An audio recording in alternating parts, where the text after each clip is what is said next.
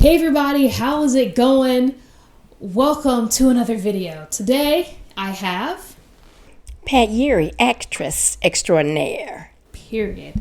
This is my Aunt Everybody. We're doing another podcast. This is our second podcast.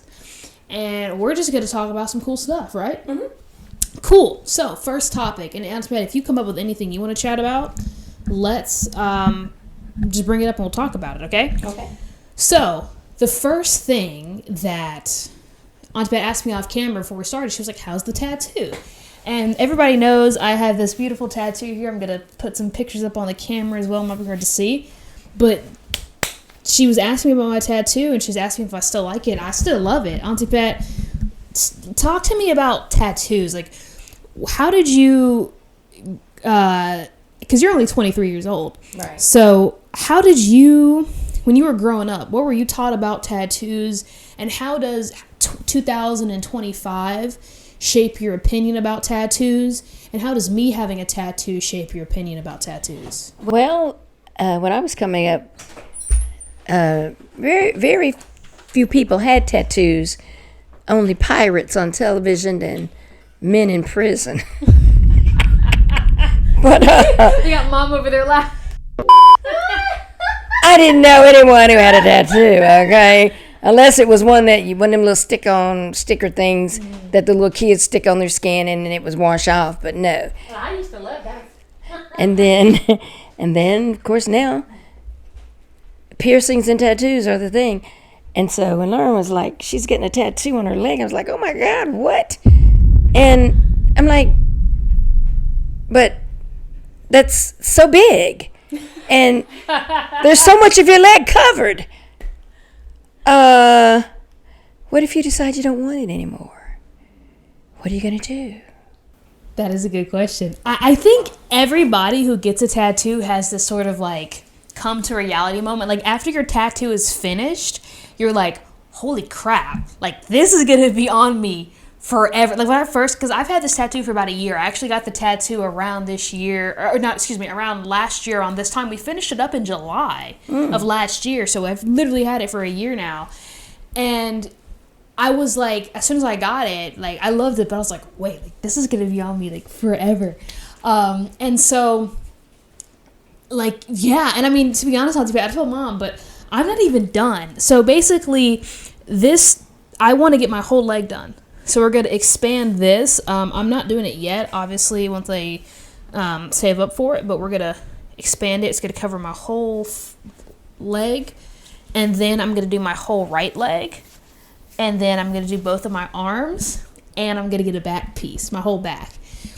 I've loved tattoos since I was a kid. Like, I remember being, like, 12, 13 years old and just seeing people with just tattoos everywhere. And I'm like, that is so cool. And I was like, I'm going to be like that one day. Just seeing people covered in tattoos it's just the coolest thing ever. And I am nowhere tatted enough. We're making progress, but this is all I got for now. But we're making progress.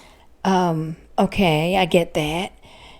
And I'm not trying to deter you from doing what your heart desires, but when you get to be about 80, our skin starts to wrinkle and sag. So will we be able to make out the pirate at 80? Or will he look more like a prune? I'm just asking. Might be a prune pirate. Yeah, okay. But you're not saggy. Like imagine if you had tattoos on your arms. Like I feel like I'd still be able to, based upon the condition of your skin, I feel like I'd be able to see your designs perfectly. You're not saggy. No, not yet, but give me 20 more years. We're going to lock either this year or next year. I mean, we're locking in. Tattoos. I cannot wait to get more tattoos. I'm so excited. I cannot wait to go to my artist page and click book. Like I'm so excited. Did it hurt? Oh yeah. I mean, it was terrible. The worst parts was definitely like the knee ditch. So this part where these blue lines are, so the knee ditch. And then right on the shin bone, those definitely hurt. And then when I get my knee tattoo, that part's gonna really suck. Yeah, I mean it was terrible. Yes. All right. Cool. So what do you think about this tattoo? Do you like it?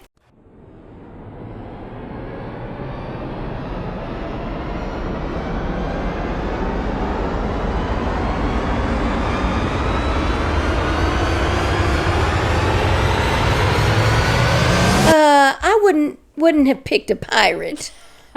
That's really I guess a skeleton with no skin on it, but I probably would have picked something like flowers and birds. But what about like the sharks, like the shark and stuff? See, and the jellyfish. You like this part? Yeah, I prefer this side with the undersea stuff. Yeah. The jellyfish, the shark, and the jellyfish to the pirate. That's really nothing but skeletons with a hat and jacket on and a sword. So you like the left side? Yes, but you the don't. left side. But you don't like the right side. The right side is no. Well, thank you for your honesty, Auntie Pat, and I can't wait to show you how we expand on it. So, I don't know when I'm going to get started on expanding it, but hopefully sooner rather than later. Does anybody in the family have tattoos, or am I the only tatted member? Does Cameron have tattoos? I don't know. I don't think he does. I don't know, to be honest. I might be the only tatted family member. You may be. That's a title to carry, Auntie Pat. That's a title to carry. That's awesome. Sure is. That's so cool. I'm big on investments as well. I invest in everything possible. I mean, I'm in stocks, got a Roth IRA, got ETFs, got crypto, I got private equity. Have you invested in any bonds? Dad invested in bonds for me, and then he sold it and I got all the money. Okay. But I don't hold any. Okay. So did you make a profit on them? He made a profit. I mean, they're in his name. I mean, it's my money now, but. Oh, okay. Yeah, I made about $17,000. How much was your initial investment in it? I mean, he had bonds from when I was a baby. Oh, I'm sorry. Okay. Yeah. Explain that to me again. He bought them when you were a baby. Yeah, so he had bonds for me before I was born. Mm-hmm. And he was just holding them, and then once I was 18 and I started working at my internship, he just sold them all and gave it to me, because I mean they're really for me. Oh, he gave you the money. Okay. Right. I mean they were in his name, but they were for me, and they had been kind of growing since I was a little tot. Mm-hmm. So yeah. So what'd you do with the 17? I put it all in ETFs. Okay. All of that 17,000 was in my ETFs. I mean, we had like 40 bonds we had to I mean, I was like 3 years ago. These were the ones that you bought. The paper bonds. Paper ones. Okay. Paper bonds. We had 40 savings bonds. We had 40 bonds to cash, and so we had to go. The bank would only take 10 bonds a day. So, or we had I think it was more than 4 bonds. I think it was like 7 or 8 bonds. And the bank would only take 4 bonds a day.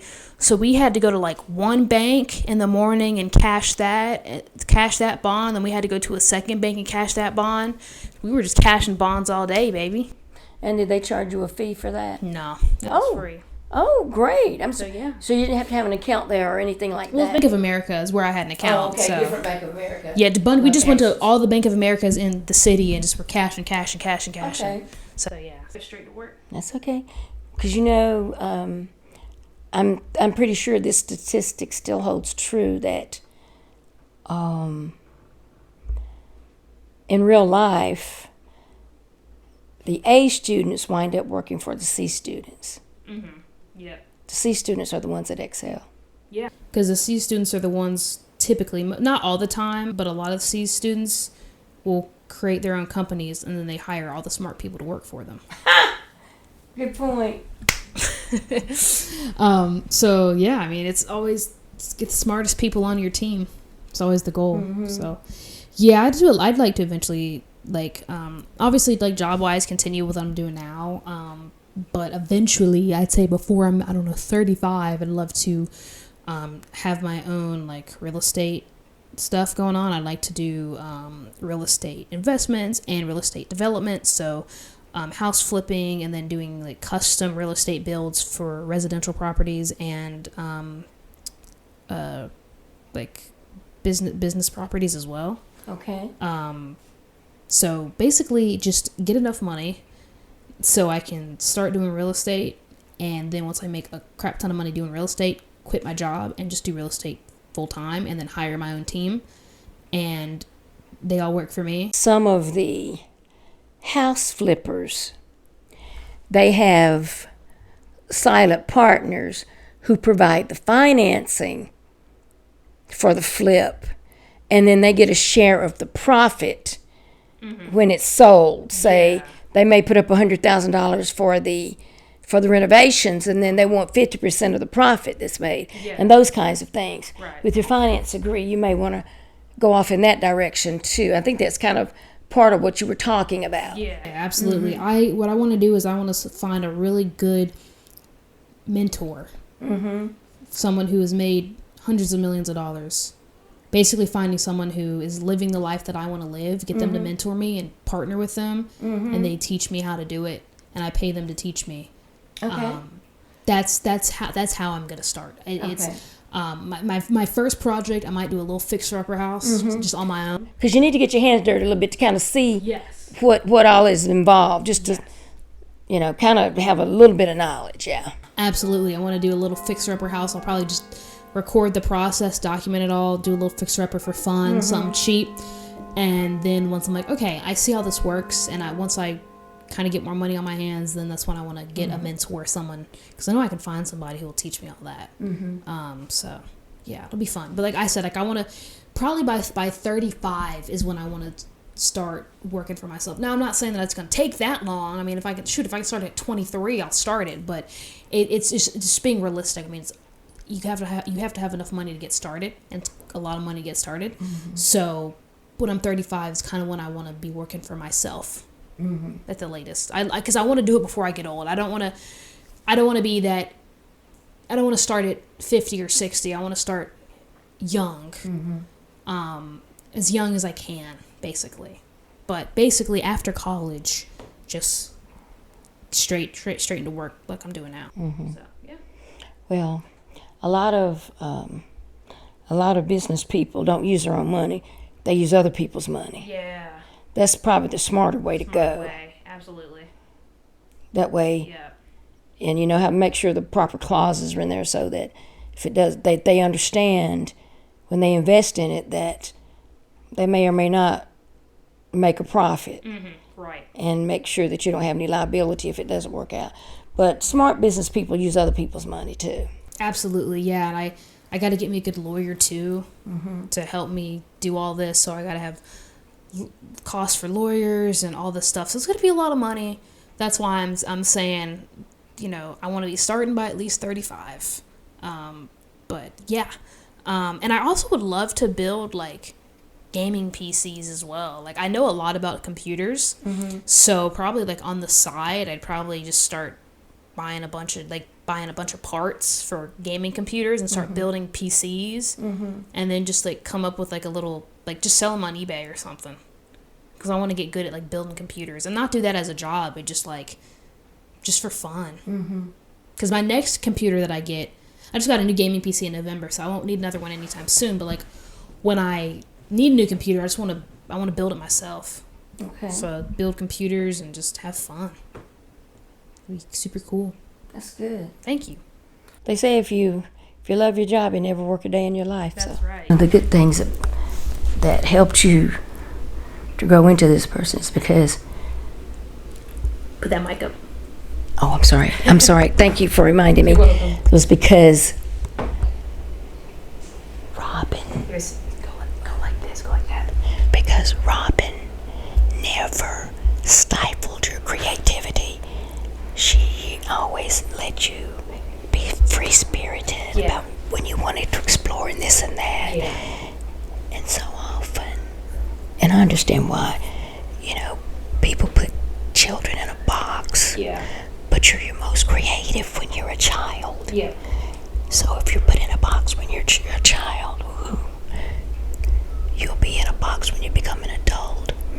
But because Robin did not put you in a box, I mean, yeah, she taught you manners and all that, but she didn't stifle your creativity. Yeah. Now that you're an adult, you're not afraid to explore your creativity. Exactly. And that's a good thing. Exactly. Yeah. But I think another reason why I like just doing crazy stuff like tattoos and want to do real estate and all this, because like I feel like ever since I was a kid, I feel like I kind of been like restricted.